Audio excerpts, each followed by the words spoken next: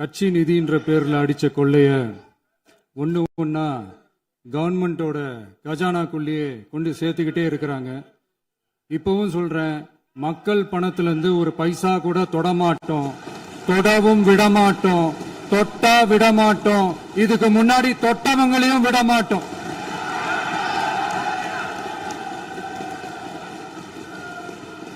ஒவ்வொரு ஊழலா வெளியில வரும் போலே, ஒவ்வொரு வேஷமா கலைஞ்சிரும் போல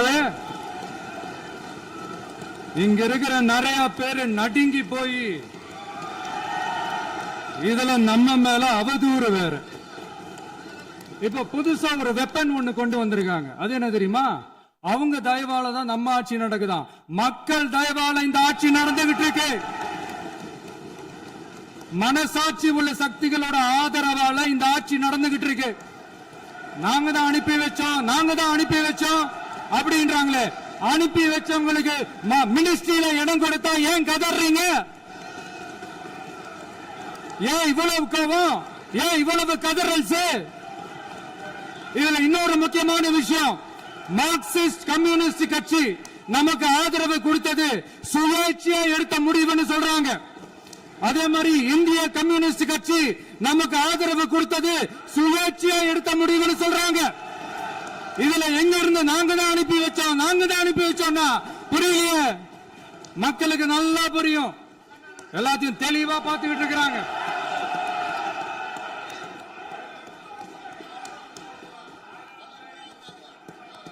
முதலமைச்சர் கண்டினியூ பண்ணலாம். மாண்பு முதலமைச்சர்.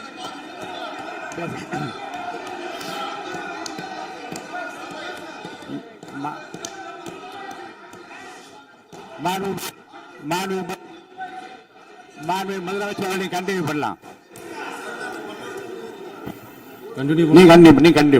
நீ கண்டினியூ பண்ணலாம்.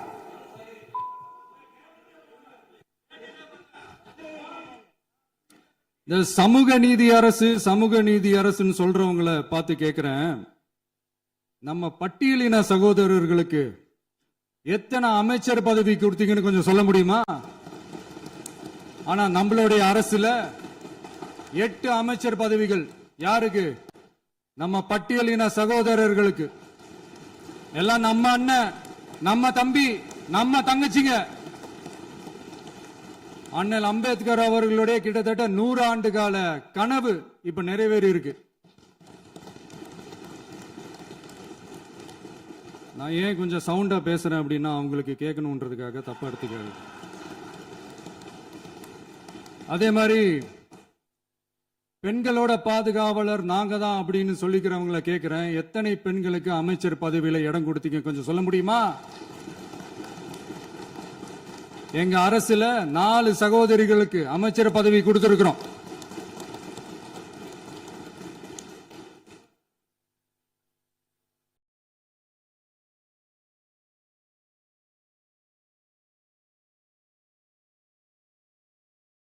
அதனால மக்களால் நிராகரிக்கப்பட்டு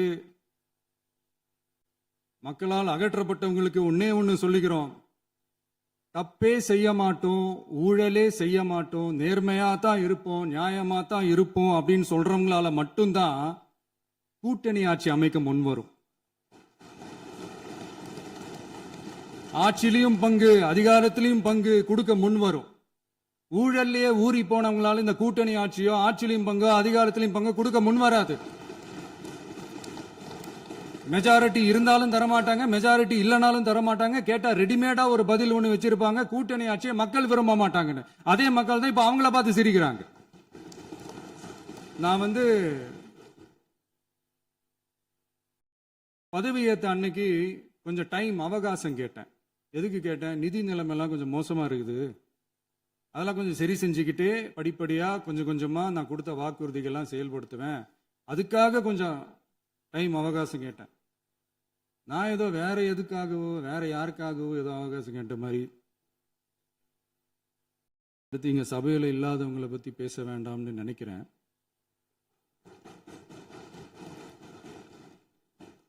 இங்க நம்மளை பத்தி அவதூறு பரப்புறதோட மட்டும் இல்லாம இப்ப நம்ம மக்கள் மேலேயும் அவதூறு பரப்ப ஆரம்பிச்சிட்டாங்க.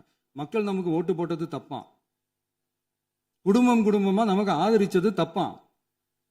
இது இப்போ இல்ல, நான் சொல்றது எம்ஜிஆர் அவர்கள் காலத்திலிருந்தே. அப்பவே அவர் ஜெயிச்சப்போ அதே மக்களை தப்பு தப்பா பேசுறது. மக்கள் என்ன பண்ணிட்டாங்க, எம்ஜிஆர் என்ன பண்ணிட்டாரு, எம்ஜிஆர் என்ன இது பண்ணிட்டாரு. 50 வருஷமா ஒரே டெக்னிக்கா.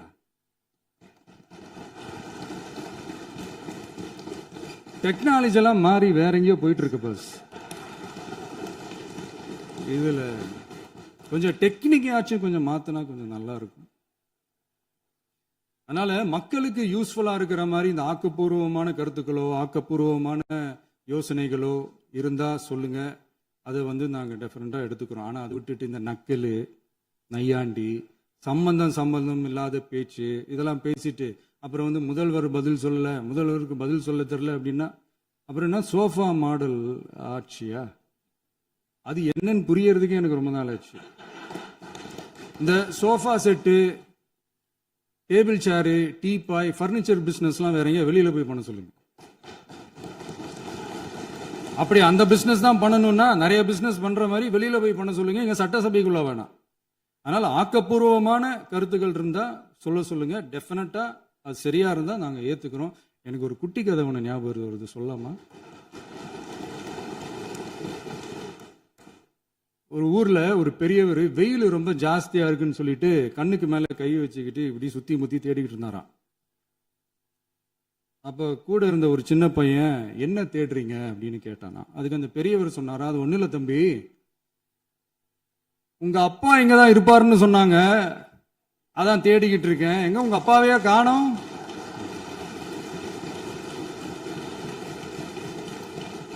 இல்ல அந்த எங்களுக்கும் நக்கலா நையாண்டியா சம்பந்தம் இல்லாத குட்டி கதை இதெல்லாம் எங்களுக்கும் பேச தெரியும். அந்த கதையில பெரியவர் அப்படி சொன்னாராம், தப்பா எடுத்துக்காதீங்க. அந்த கதையில பெரியவர் அப்படி கேட்டாராம். அதனால யாரும் இங்க டென்ஷன் ஆக வேணாம். அதனால இன்னொரு இந்த என்னுடைய உரையை முடிக்கிறதுக்கு முன்னாடி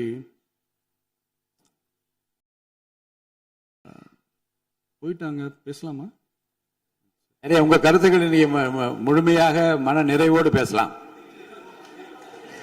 டிவியில் பார்ப்போம். சரி,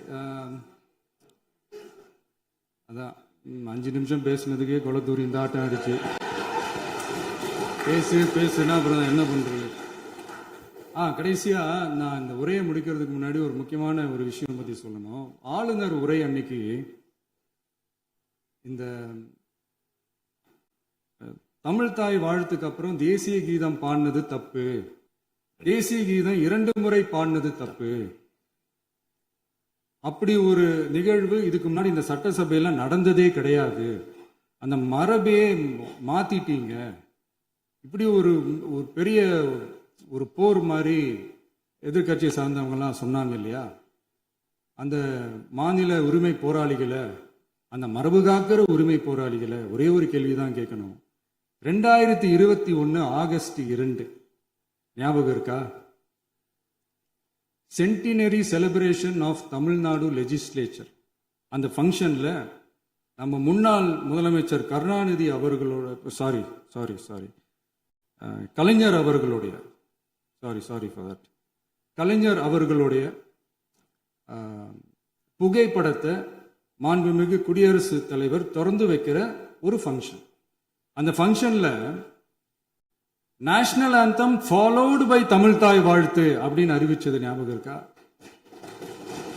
அதாவது தேசிய கீதத்துக்கு அப்புறமா 2வது முறையா, நோட் திஸ் பாயிண்ட் மாண்புமிகு பேரவைத் தலைவர் அவர்களே, பிளீஸ் நோட் திஸ் பாயிண்ட். தேசிய கீதத்துக்கு அப்புறம் 2வது முறையாக தமிழ் தாய் வாழ்த்து பாடப்படும் அப்படின்னு சொன்னது ஞாபகம் இருக்கா? அதுவும் முத்தமிழ் அறிஞர் அப்படின்னு சொல்ற நம்ம கலைஞர் அவர்களுடைய அந்த புகைப்படம் வெளியிட்டு விழாவில் அவர் இருந்த இதே சபையில தமிழ 2வது இடத்துக்கு தள்ளினது யாருன்னு ஞாபகம் இருக்கா? அது மட்டும் இல்ல, அந்த தேசிய கீதத்தை நாட்டுப்பண் நேஷனல் ஆந்தம்னு சொல்லி அதே ஃபங்க்ஷன்ல கடைசியா ஃபங்க்ஷன் முடியும் போது செகண்ட் டைம் தேசிய கீதம் பாடினதும் ஞாபகம் இருக்கா? இதே அவையில் தான், அது அவை குறிப்பிலும் இருக்கிறது, இதே அவையில் தான் நடைபெற்றது. இந்த தக்க நேரத்தில் இந்த ஆதாரங்களை அளித்த மாண்பு முதல்வர்களுக்கு நன்றியை தெரிவித்துக் கொள்கிறேன். டவுட் இருந்தா இந்த புக்கை பார்த்து தெரிஞ்சுக்கலாம். அதனால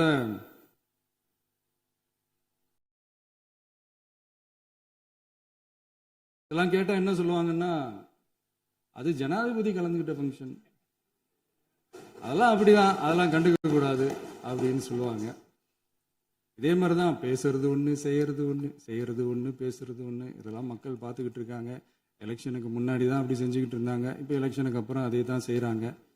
இந்த விஜயையும் சாமானியர்களின் உண்மையான சமூக நீதி அரசையும் அவமானப்படுத்துறதுக்கு தான் அவங்களோட அந்த பொலிட்டிக்கல் சீனியாரிட்டி அது பயன்படுத்துது போல. சரி, செய்யட்டும் செய்யட்டும், நல்லா செய்யட்டும். இப்போ ஆனாலும் நம்மளுடைய மாநில உரிமை, மொழி உரிமை, உத்தமபுத்திரர் போல வேஷம் போடுற எதிர்கட்சிக்கு ஒன்றை மட்டும் ஆணித்தரமாக சொல்றோம். உங்களை மாதிரி தமிழ்னு சொல்லிக்கிட்டு, மொழி, பண்பாடு, கலாச்சாரம்னு சொல்லிக்கிட்டு ரெட்டை வேஷம் போடுறவங்க நாங்க கிடையாது. உலகெங்கும் வாழும் என் தமிழ் சொந்தங்களுக்கு நம்முடைய உத்தரவாதம் தமிழ் தான் எங்க உயிர் நாடி அப்படின்றத மறக்க மாட்டோம்.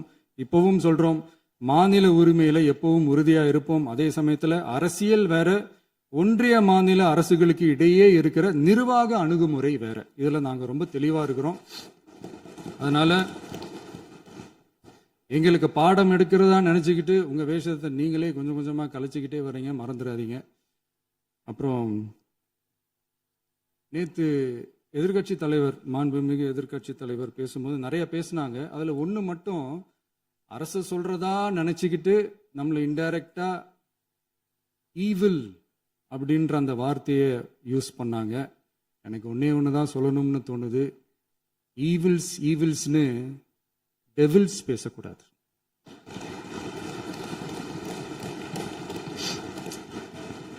அவங்க இருந்திருந்தா ஒரு ஆக்ஷன் பண்ணணும்னு எனக்கு தோணுச்சு.